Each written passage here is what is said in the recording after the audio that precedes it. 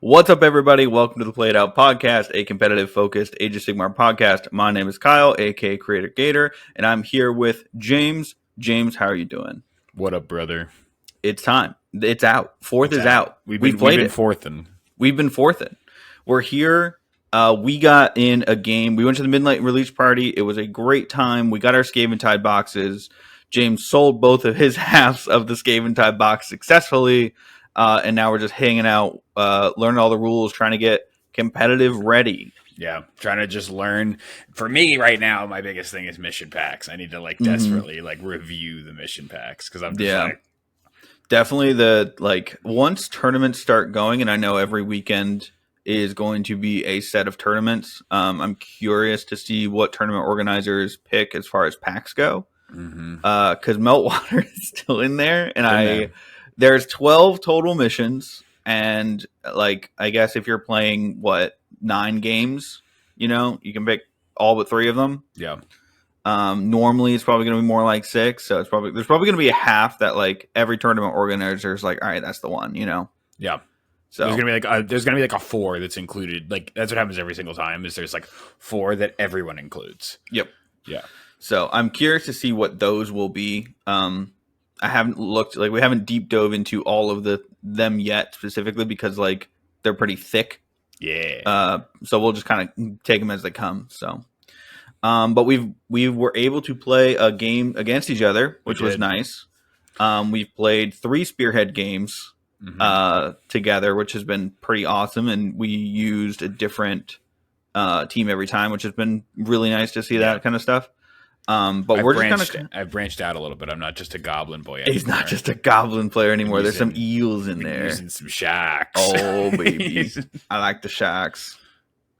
But what we're going to do today is we're just going to talk about our hot takes, things that we've seen so far, things that we've talked about so far, rules, interactions that we've seen so far, and just kind of tell you about it. Oh, yeah. And first off, on our first slide, it's just a combination of things that I'm I need to remember this. So you're going to learn new rules every game, just like with every new edition of a complicated game that comes out.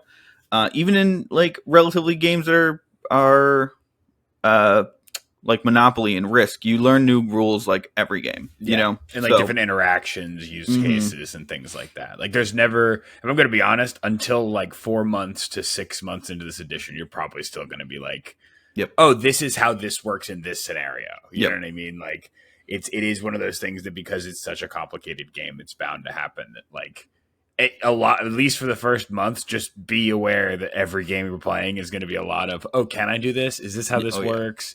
You know what I mean? And you're kind of figuring it out with the text and your opponent, and you're Yeah, it's definitely not as bad as it's been in the past because, again, you don't have to read my paragraph and then I read your paragraph and then we compare and contrast, look at all the FAQs.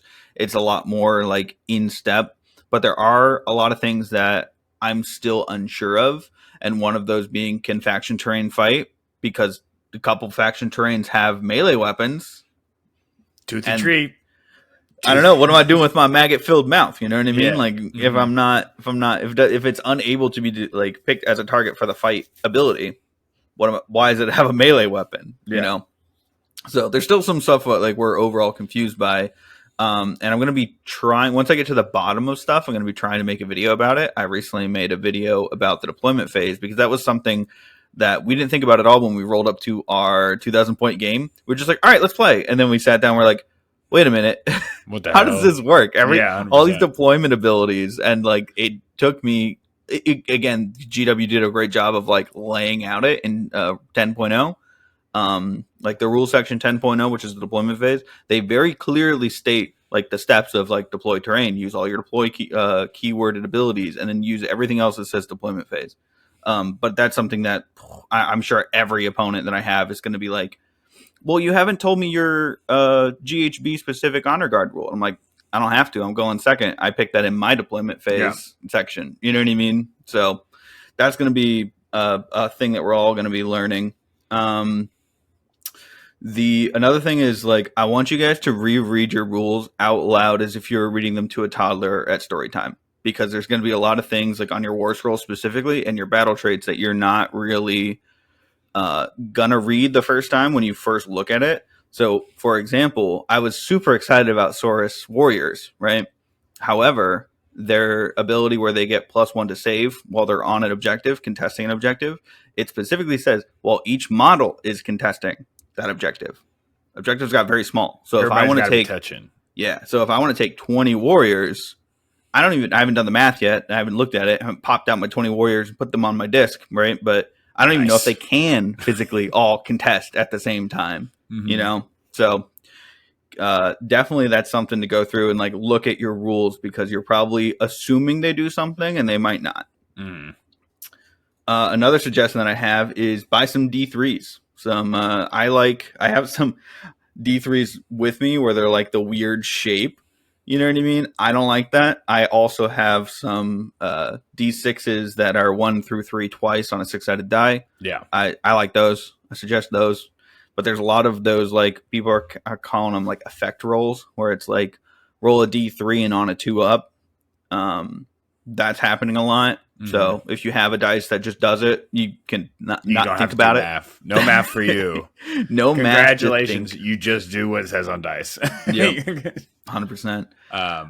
And there's armies that are like very heavy in that. So you definitely look at your rules. Definitely, like, again, it's one of those things. I don't have a ton of effect rules. Like, I think I have a couple for like rampages and stuff like that and gets, but like mostly like it's one of those things that like you actually might want to pick up a couple if you're, you know, for example, playing a new army that does, you know, that's their whole mechanic. That's their whole mechanic. Yeah. Yeah. Or like Ionis, like his whole thing is like the soul burned. It's like you just keep rolling that every time. So I like having them on hand because, again, I want to see it. I don't want to just sit there and do the math. The other thing they gave us after the launch was the app. Yeah. New app. New unlocked Age of Sigmar app. So everybody enjoy that for the, you know, time it's going to exist. Yeah. They haven't annoying. I know. They haven't given us a time frame, but for those who don't know, they will be taking away our ability to make multiple lists. Yeah. And then as the books come out, just like with the 40K app, they will be taking your ability to look at the faction rules once they have their battle tome. Yeah. And I don't know if you guys, again, this is very clearly a niche podcast. If you're not into AOS, you're not doing this. But if you've taken a look at your AOS app recently, they did literally the most passive-aggressive shit I've ever seen in my entire life. They did this. They made it gray. That? They made it gray. Oh. They called it old. Yeah. How dare you disrespect my boy like that? The old one. How dare you? He is the king. They made it old. And then they made it gray. So I didn't I wouldn't delete it because you always want to be able to go back and look at it. Yeah. But yeah, they're your no books longer are all in there updating too. Yeah. Yeah, true. The books are your books that you paid for are all in there. All my old stinky books. All my old stinky books, man. I'm so glad I bought that like Tale of the Hunt or whatever, the seasonal thing with the dragon list in it. Sounds really cool. Yeah, crazy. Never used it. Yep. Never used it. Yeah, not a damn thing. Again, Dawnbringers is bullshit, and you can't convince me otherwise. That's true. Man owns Trug, didn't buy book because it was garbage. I was so mad. But whatever. So old AOS app is gone. New AOS app is here. Yep. It does at a glance look really nice. I think that the UI looks very pretty, and they do a good job of like putting in that like flashy art. You know what I mean, and everything. It's easy to get to your regiments of renown now because it's kind of like a sub faction. Yeah, it's just like another like, oh, you want to play Skywing? It's under under Stormcast Eternals. You know what I mean? Yep. It's right there. It's not this weird like, hey, I didn't put it in my list, but I'm just gonna let you know that this is what it is. Yeah.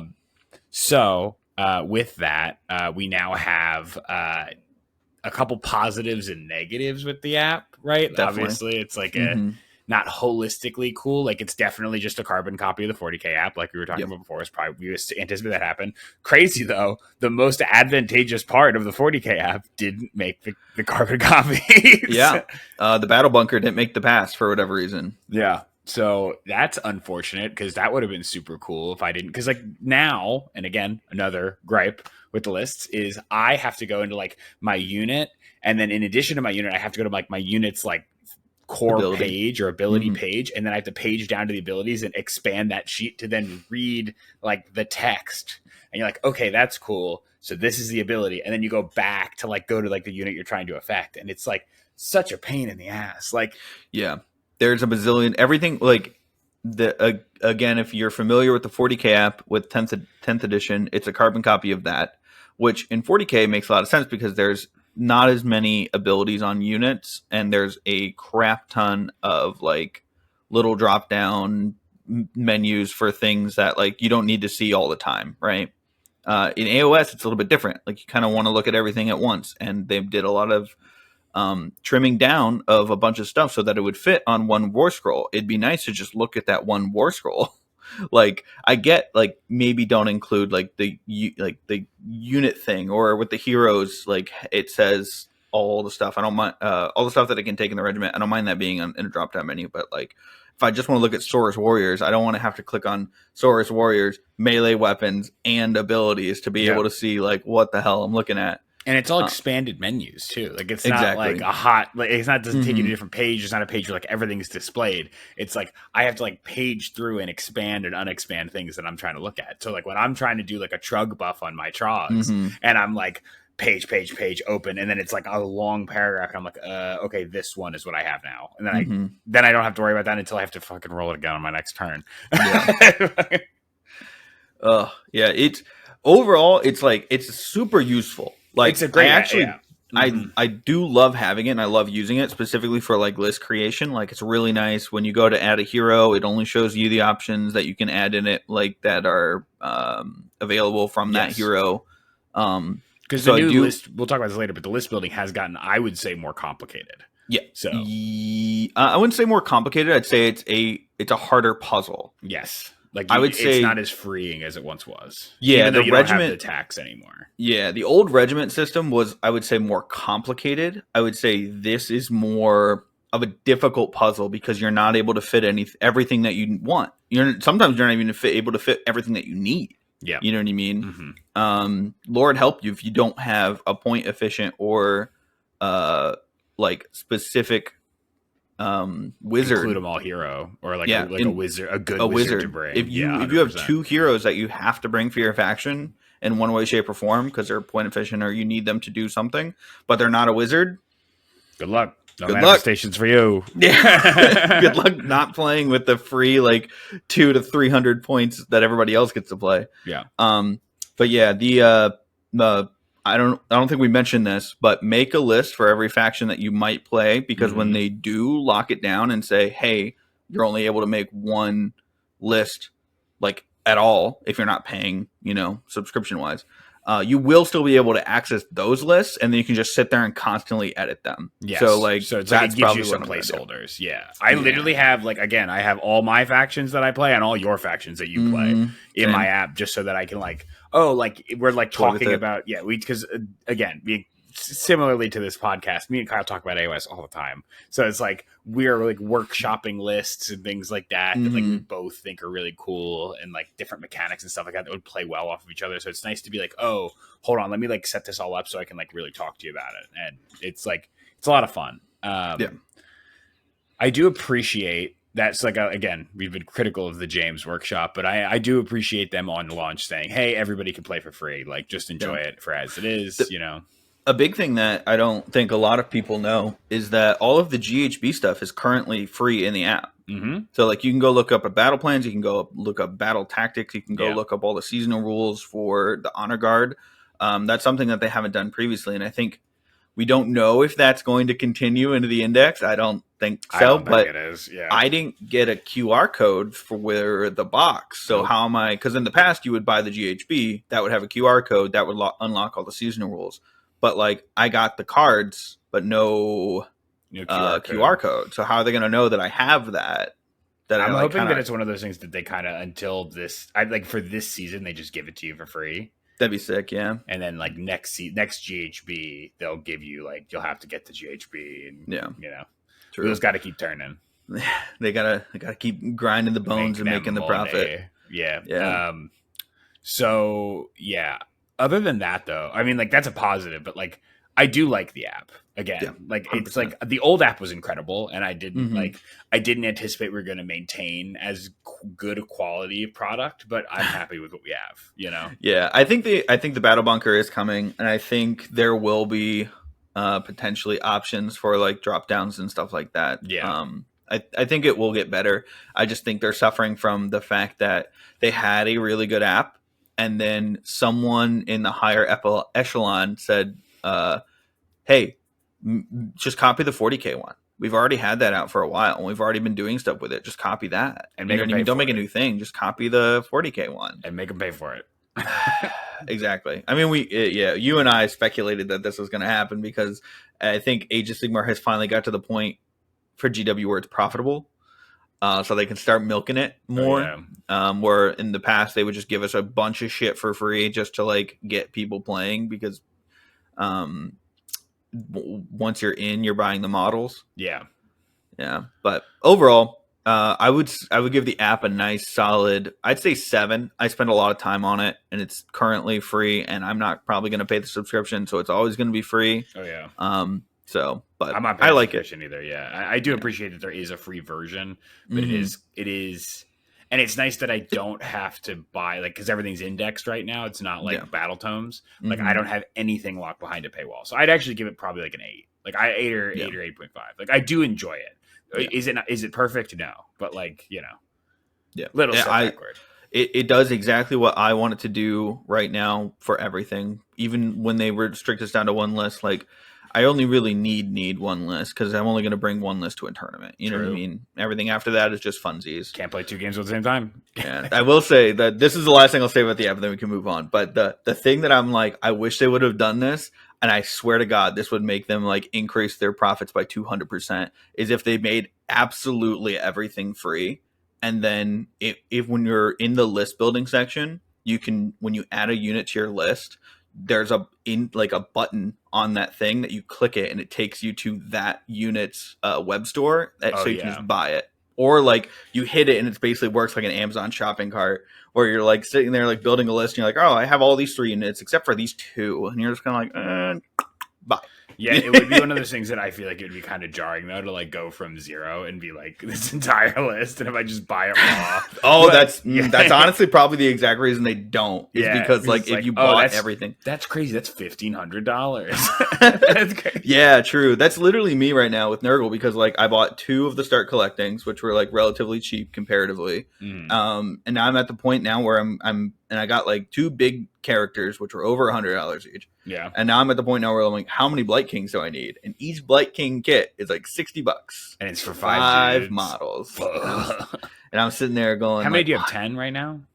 I have 10. I'm gonna buy some more off a friend, so I'll have 15. Nice. And I kind of don't want used because I don't want to deal with the whole like stripping issue, and I don't want to 3D print because like I have files for them. 15 that are GW. I don't know.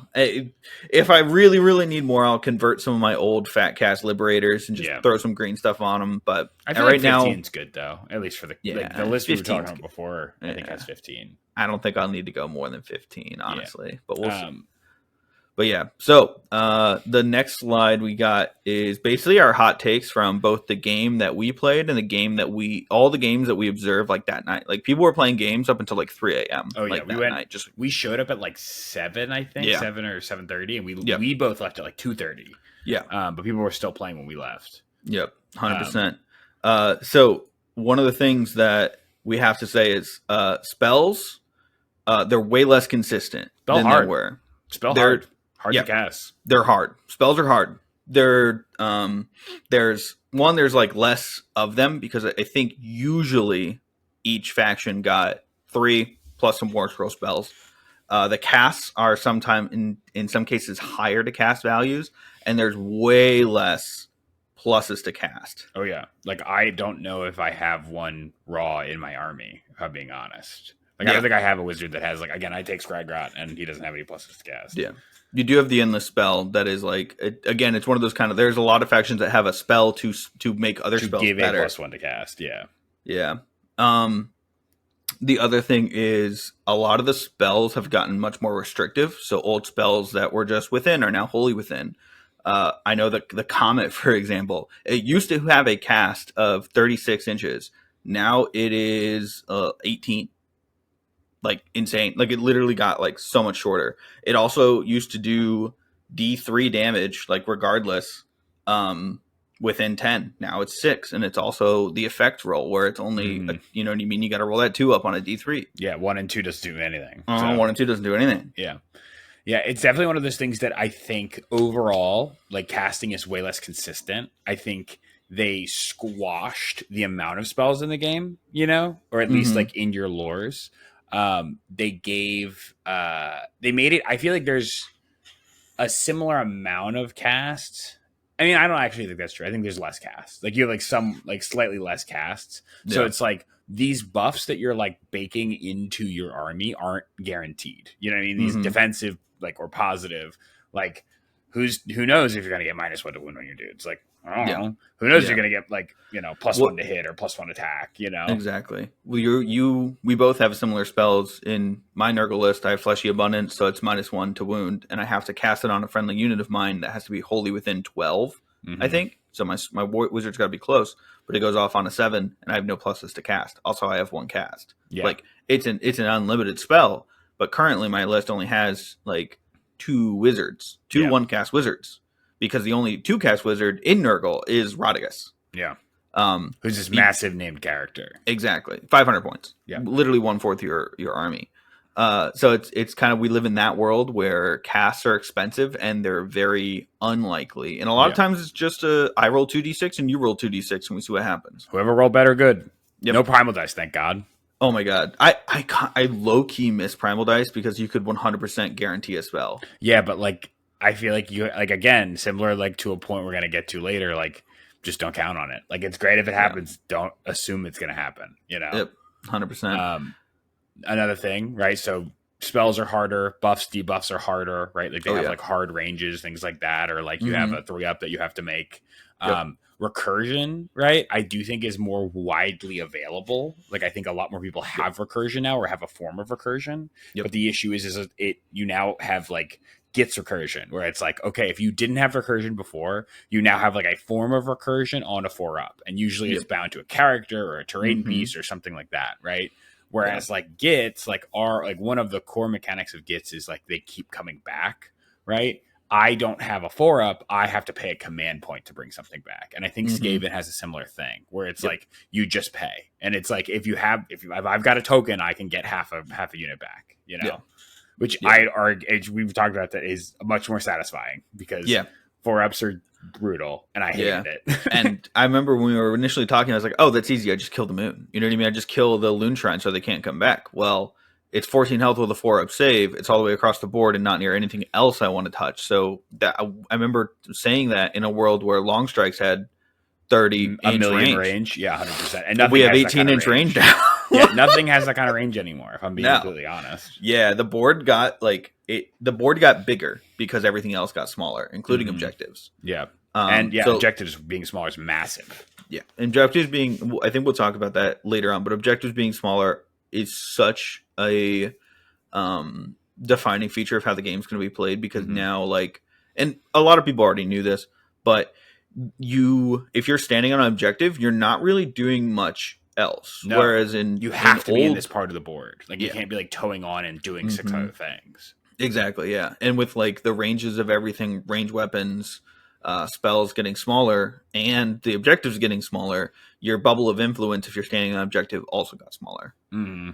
But yeah, the recursion on a 4-up, that's going to be really interesting to see, because I have 2. Like if you bring a Slan, you can get a 4-up recursion. If you bring a Great Unclean One, you can get a 4-up recursion. But it's also very specific on the recursion is extremely specific. Same thing with Stormcast. It's cavalry or infantry. So yeah, I think it's the first time I'm saying this, but rest in Pepperini's. Stormdrakes can't come back. Big sad. We can get Annihilators back though. Or we could get a unit of 20 Vanquishers, which would be pretty high, or 10 Vanquishers. Yeah.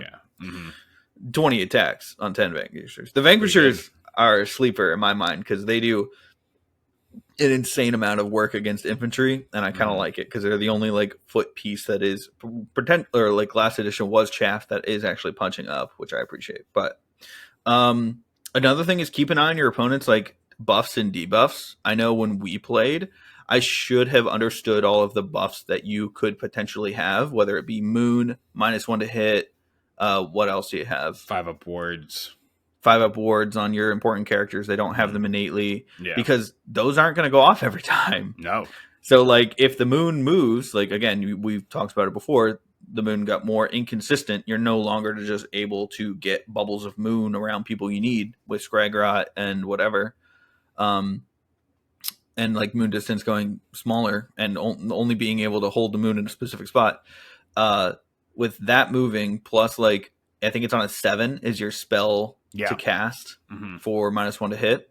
And then you gotta wait. You gotta pray for the Trug buff for the 5-up ward. So like, I know you're keeping track of like all of your own buffs, but like, ideally you want to be keeping track of your opponent's buffs because they're not gonna shoot 100%. You know what I mean? Like, and especially when you're like going in, like it's important to understand when trading, right? Like it's like, oh, taking the first turn actually might be more advantageous now because you can get to your opponent, alpha strike them, without them having buffs on. You know, or like. You know, like I may sacrifice something. Like I may buff something to the gills, put it out in front, hoping you're going to charge it, so you dump a ton of your efficiency. You know, like there's a lot of play around that, and it's understanding kind of what's going off and what things are doing is important. 100%. Yeah, similar to like what you have here, like the math hammer is very good, very important to do that math to understand a realistic because things have gotten much less damagey. Things are not as hitty or rendy or like things have gone down drastically across the board, and understanding what your actual consistent output is going to look like in a scenario where like most things have like a 3-up or a 4-up save, like most like big units that like you're actually trying to fight with, like an anvil you're trying to fight with your hammer is going to have like a 3 or 4-up save, you know, and being like, oh, I'm going to do 12, like you go in thinking you're going to do 24 and you really do 12, like you need to know that before you get in. Yeah. I want people that are listening to basically take themselves out of the world of third where, okay, well, this is my hammer unit and I'm going to throw this buff on it. I'm going to throw this buff on it. And I'm going to throw this buff on it. And then if I do the math hammer with all those buffs, it does this amount of damage, right? Even some of the most consistent like buffs that one of the strongest units, like damaging wise, like brutes, right? They still have like 2 buffs that they can get from a mega boss on foot. Both of them, I believe, are still on 2-up. Then I think like they require the mega boss to be in with them. Also, like their pluses to hit come if they make an 8-inch charge. Also, like they have spells and chants that make them better, right? And like all of that stuff is great, and like they become insane and can do like 200 damage max, right? Like for a unit of 10 of them. Yeah, but that's like again, that's a perfect world, and I don't want you to live in that perfect world. You got to look at their unit raw. Max and averages are important. Like it's an important distinction. Don't look at something and be like, oh, you know, this unit has 10 attacks at 3 damage. Like that's a 30 damage output. And you're like, it's not a 30 damage output. Yeah, that's a 30 and obviously, damage. like we never did that previously. You'd always multiply it by like how many dice you're going to be dropping, and then whatever, right? Or you're hitting on 4s, like. You know, like, yeah, exactly. Yeah, 100%. But it's one of those things where you should start doing your math without the buffs because and have that ingrained in your brain. And if you do better, that's like a great thing. But don't think of the buffs as guaranteed because they're not. Even the best buffs, like the most consistent buffs that we have, are because the hero that is giving them made the charge, or they go off on a 2-up. Yeah. And even then, I've rolled a lot of ones for translocation. It happens all the time. Yeah, I need a 3-up. I mean, I think in our game, my Trog boss was in combat for 3 turns at least, probably 5 or 6. And I never got my rampage off the entire game. Yep, 100%. Something that was just a guarantee in last edition. 3-up. Yeah, is now a 3-up. The other thing is hammers got lighter and anvils got thicker, and that kind of keys into what we were just talking about, where damage overall has gone down, and defensive buffs are not easier to get, but they're still there. Yeah. There's all out attack and all defense is still there. There's no Mystic Shield anymore, or there is, but it's not as good. But it's things like a 3-up matters now when a lot of the 2 rend stuff went to 1 rend, you know? 100%. Things like Boingrad Bounders that had 2 rend are now 1. You know, so a lot of that has gone There's a lot more Ren 1 in the game than there was like Ren 2. Mm-hmm. So 3-up save is actually pretty freaking hot, especially if you can all defense it. It matters a lot more. There's still a shit ton of mortal wound output in the game, right? Yeah. I think the mortal wound output has also got less because a lot of it is that effect roll of 2 up on a D3. Yeah. But like literally the ogre Stonehorns. Like yeah, there's a lot less just swingy. Oh, by the way, I deal 4 D6 mortal wounds to you in this edition. Yeah. Like it's still present. There are definitely still mortal wounds in the game. It's just doesn't. They're like, I feel like the highs aren't as high. You know what I mean? Like the middles are still kind of there. The highs aren't as high. Yep. Yeah. There's definitely going to be a thing where there's going to be like I think Graveguard, where they have a reinforced unit of Graveguard and they have crit mortals and they spiked crazy and you just took 12 mortal wounds off of just like a big swang from a Graveguard unit. But overall, I don't think it's not like you're getting croak bombed from across the board and just immediately all of your stuff dying. Yeah. The next part is command points really are scarce, and that's something that we were kind of like, haha, we'll see.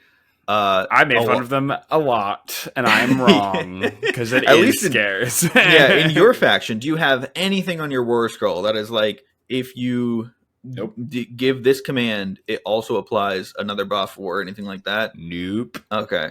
Seraph, like there's a lot of stuff internal to the army that gives buffs, but there's nothing that like makes a command carry. There's a lot less spreading the command around. There's a lot more. If you did this command within 12 inches of this probably garbage hero, you get an additional bonus. The Glotkin is also one of those things where if he does countercharge, he can pick two other units within 12 and they can also countercharge, which is great. You're like, oh, that's like 6 command points worth of stuff. Big worth. That's just value. That is value. That math, 2 for 6. 2 for 6. Yeah. There's stuff like that in the game. It doesn't, but it's not like it used to be where it's like, oh, every turn I get an extra command point from the specific hero, like Scraggot or Lord Imperaton. Also, I'm getting a free command point on a 4-up every hero phase. You know what I mean? Yeah. It's also so nice that you don't have to measure for command distances anymore. I love that. Yeah. I love so that. Nice. I'm so happy. I mean, I played Stormcast, so like I didn't really care because everything has a unit champion. Goddamn heroes running around the board. Yeah. I will say that so it is important to understand your command points and the swing of them because if you're just getting 4, you get like that's it until your next round. So it's like let's say like you go like you have to pop a ton of defensives in your opponent's turn. Who goes first? Like you only have 1 command point going into your turn. Like. If I have to recur with a command point, if I use it on all out defense, I'm not recurring, Yeah, you gotta I've heard people say this and I agree with it, is your army will have 2 or 3 commands that they basically want to do and everything else you don't really do. You know what I mean? Like if you get any bonuses to rally, you might be rallying. If you are for whatever reason you can't get any sort of plus to hit, you're going to be doing the plus to hit. You know what I mean?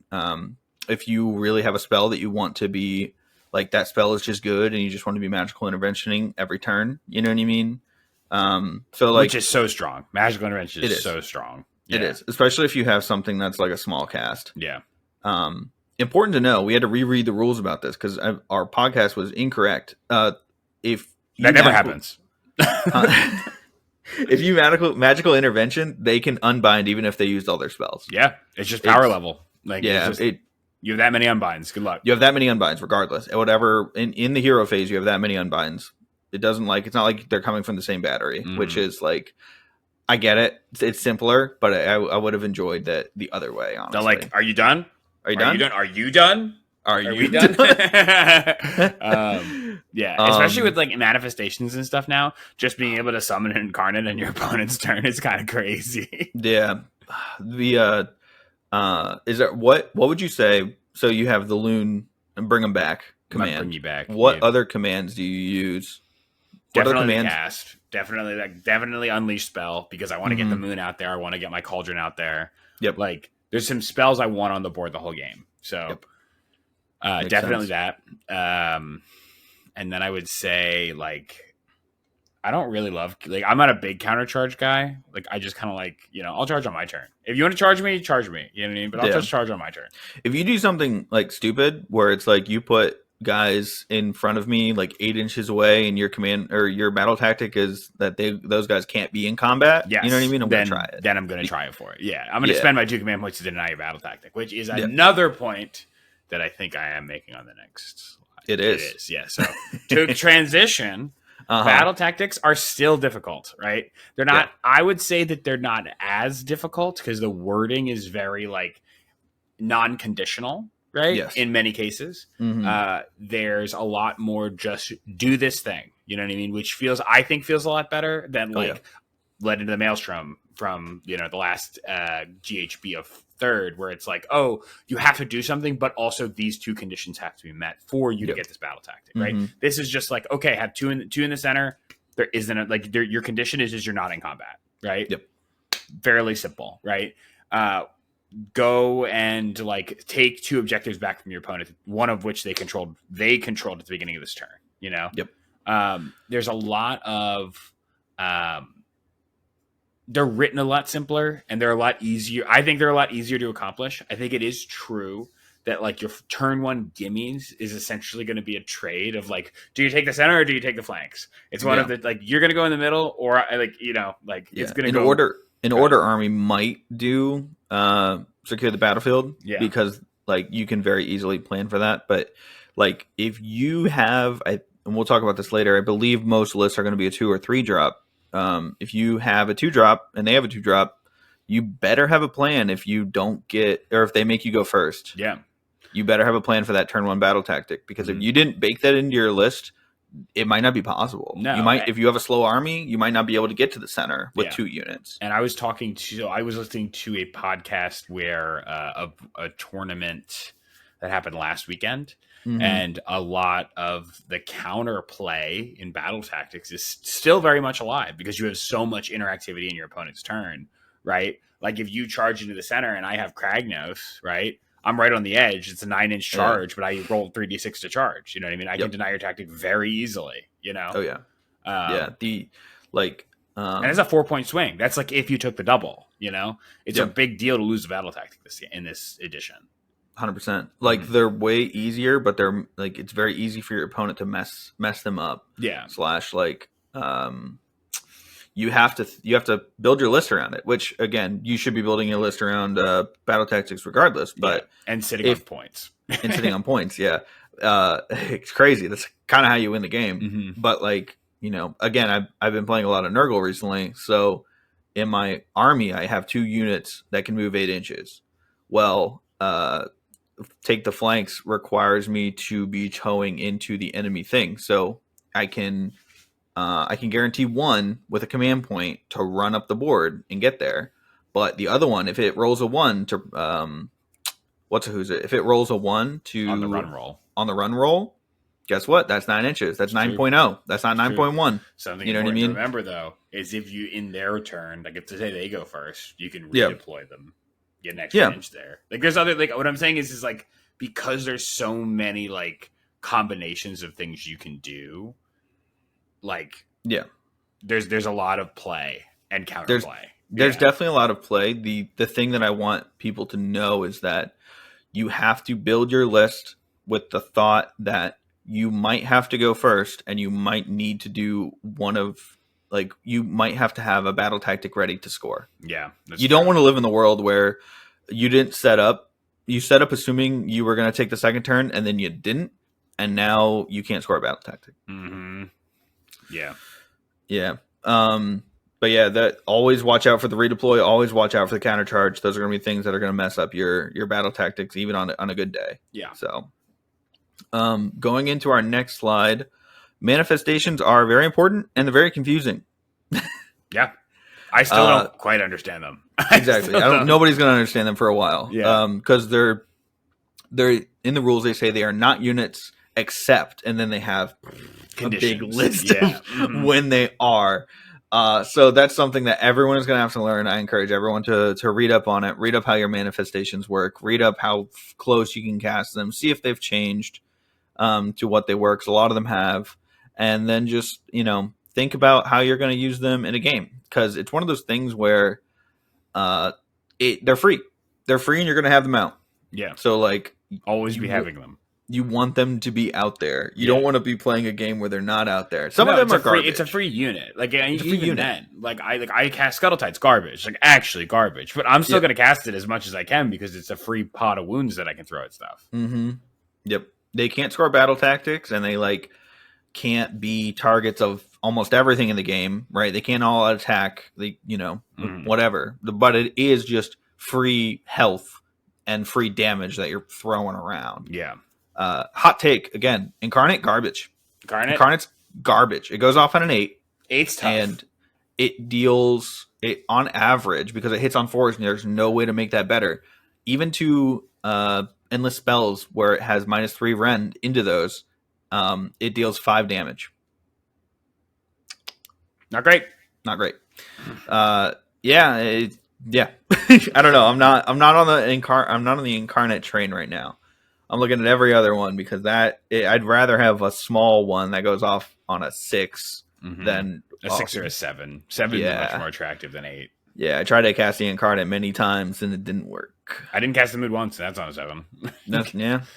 I mean, 6s are your new like. That's hot. That's kind of hot. That's hot. Yeah. Or you got to use that place of power. You got to really get there. Yeah, that's another thing is like we didn't really use the place's power as much as we probably should have, but that's something, especially turn 1, if you are reliant on your endless spells, you want to camp some dude there, just get that bonus. I'd potentially out of range, praying for Jesus, get those bonuses because it's gonna it matters. This world where like +1 to cast, like maybe you have one unit in your entire army that's +1 to cast, like that stuff matters a lot.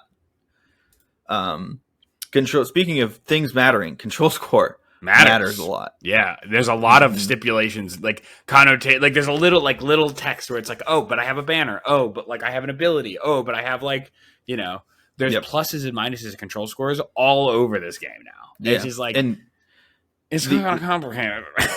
I don't mind it. I don't mind it either. I kind of like it. Fine, because you can just look at your opponent and be like, how much control do you have on that thing? And they have to do, count on their toes and fingers a little bit.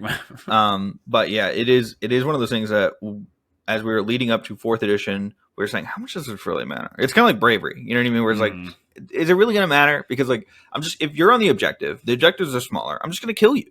It used to matter for me. Yeah. It's like, how, like, I don't understand why control scores matter if like I'm just going to kill you. Well, you're probably not. Yeah, you know what I mean? You'd like, hope to kill me. That's the goal. Exactly. You'd love to live in a world where you're killing them, but with the list creation incentivizing bigger units,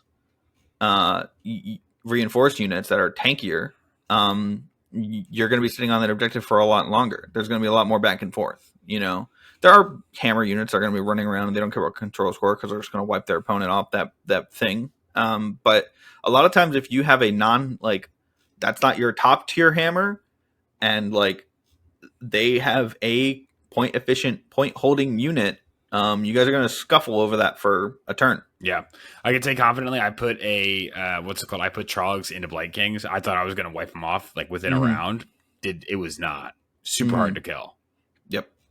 Yeah, and like there was a lot of back and forth because Trogs are 2, but Blight Kings get a +1, a +3 as long as they are contesting an objective they control. Again, that's very important understanding that, and they have a banner. Yeah. So it was a lot of math back and forth and a lot of like understanding the abilities that, okay, well, I don't get my bonus because you had this objective previously, and we're fighting over it again in this turn. So, what else? What said? List building. Yep. Yeah. So tell me about your first takes on list building, James, because it's changed. Yeah. I mean, earlier I said it was more complicated. I do think it is more complicated because there's a lot of caveats now that you have to think about. That wasn't a thing before. Like you have your battle. You used to have battle line tax, right? Like if you want to drop in like a battle, like you have different regiments you can pick from. Like that is complicated. You get different buffs from the regiments. That's complicated, right? But now you just have battle regiments, right? Or battle formations. Yeah. No, it is battle regiments, right? It gets a different. Each regiment is a drop. Yeah, formations. They're not called battle regiments. They're just called regiments. But got it. Okay, got it. So you have your regiment system now, right? Where it's like, hey, I brought a specific hero. I bought a goblin hero, right? And my goblin hero allows me to bring goblin dudes and goblin riders. You know what I mean? Yep. If I want to build a Trog army, I got to bring a Trog hero. You know, sounds very simple, but it's one of those things like when you get into like, oh, I'm trying to like optimize a list, and I'm like, I want a lot of things to do a lot of different jobs. You have to make sure that you have heroes that like fit in that list that allow you to do that, right? Like, I have the benefit of like I have a War Master that's not super expensive that I can include in my list, and he can bring everybody. So anything I can't fit in, like my hammer portion of my list, I put them in the General's Regiment.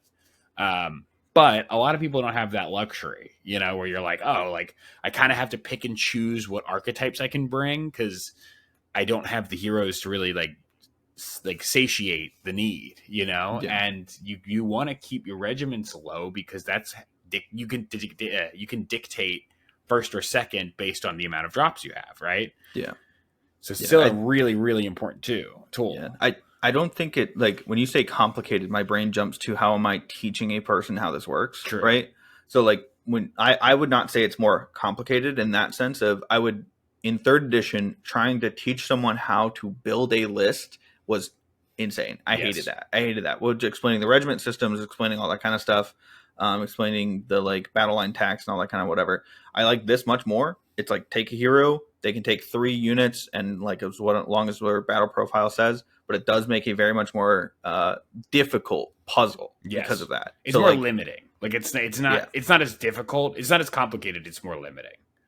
Yeah. It's a harder puzzle, and I sit there and think all the time about that because, like, you know, the battle profiles are, like you said, very limiting. Specifically when it comes to like, oh, I want to take a bunch of Saurus. You know what I mean? But the only things that unlock Saurus for me are my Old Blood, either on foot or on thing, or like Scarvet on like Raptor. And I don't really want to take any of those. You know what I mean? I could take a Slan, I think, a Slan or Croak where he can take everything, but I don't want to take a Slan. Yeah. You know?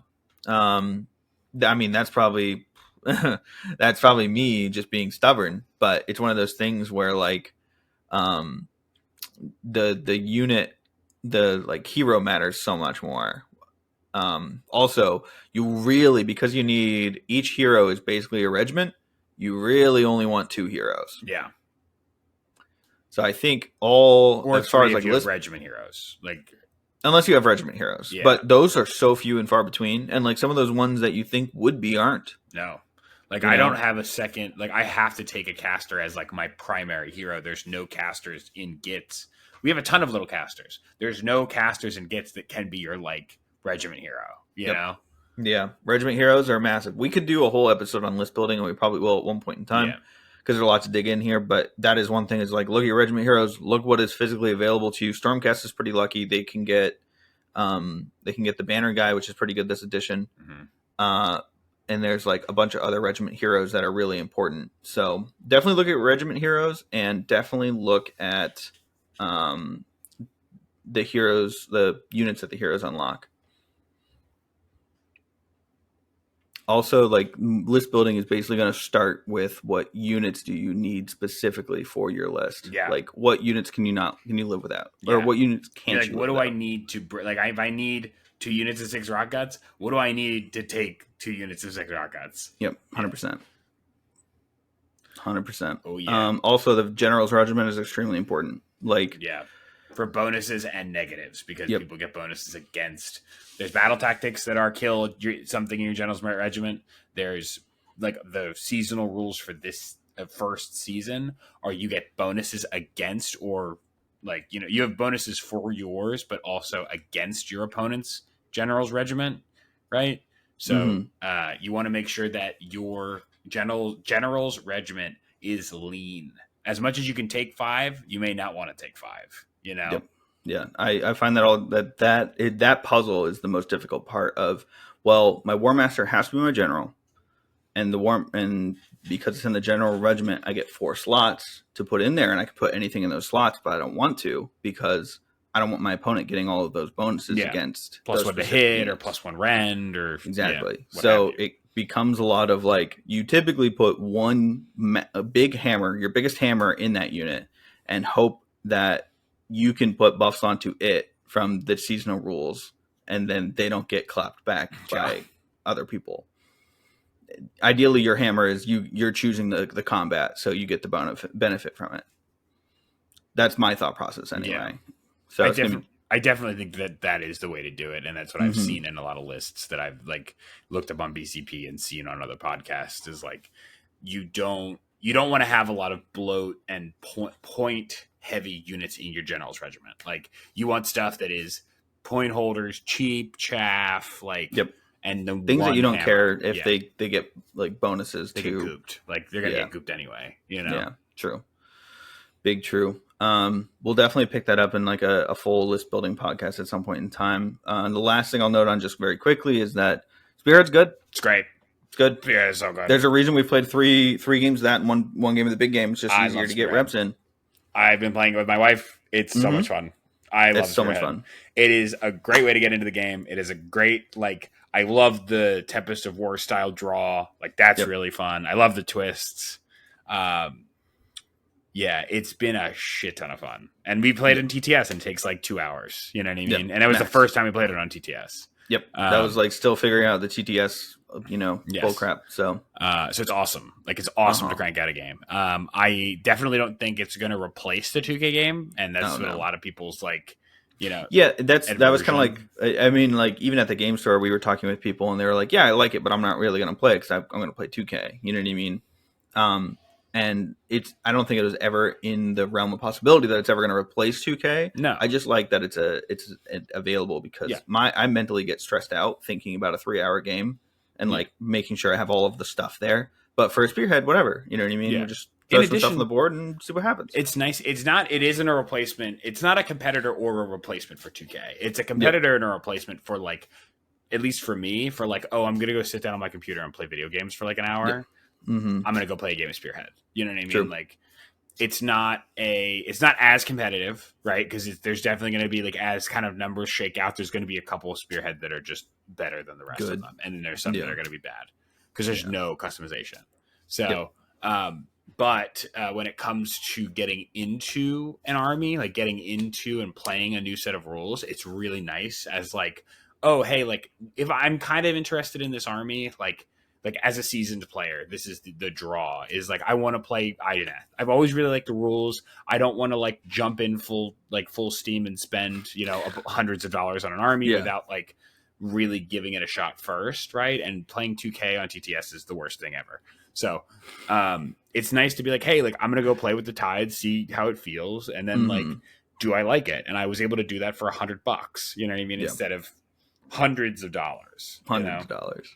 Yeah, my favorite thing about it is all the combat mechanics are still there. So like it still teaches you the minutia of combats, like pile-ins and like all of the rules around like if you're in combat with multiple units and stuff like that. So I like that aspect because I think that's something that in the 2K game, at least in third, it was harder to get those reps because like if you were getting hit, sometimes you're just getting hit by a hammer and it would just kill your unit. So you never got the back and forth.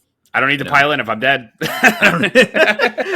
Damn. You don't have to learn mechanics if your models get taken off the board so quickly. Yeah. You don't have to learn it.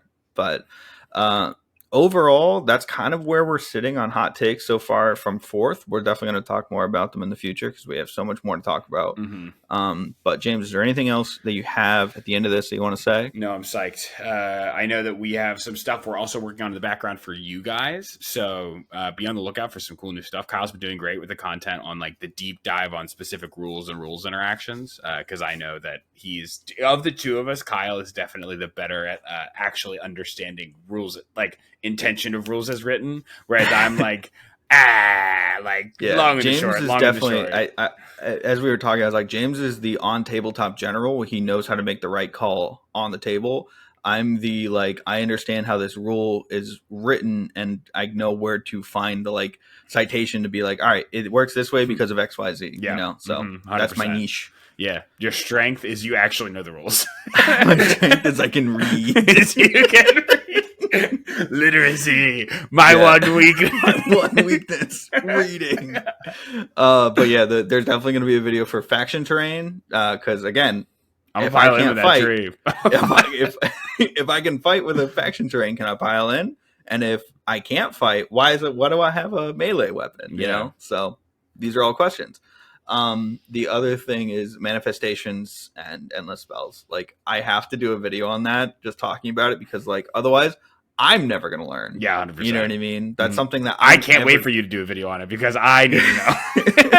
Yeah, that's gonna be something that it's gonna take some time. But I'm super excited, and we hope to potentially get some stream games in, like IRL. That'd be cool. You know, of Spearhead, because it's possible we can do it. We just gotta sit down and like actually find the time, as two 30-year-old adults do. Just find time. I'm literally, my plane got screwed up by the software issue that happened recently. Oh my so God. I'm currently getting ready to get on a very much delayed plane. Yeah, but for a work trip, for another work trip. But yeah, all right. Well, with that, we'll end it, and we'll thank you guys for continuing to support us and continuing to watch. So catch you guys next time. Yeah, we'll see you guys. Enjoy Enjoy 4th. Yeah, get some games in.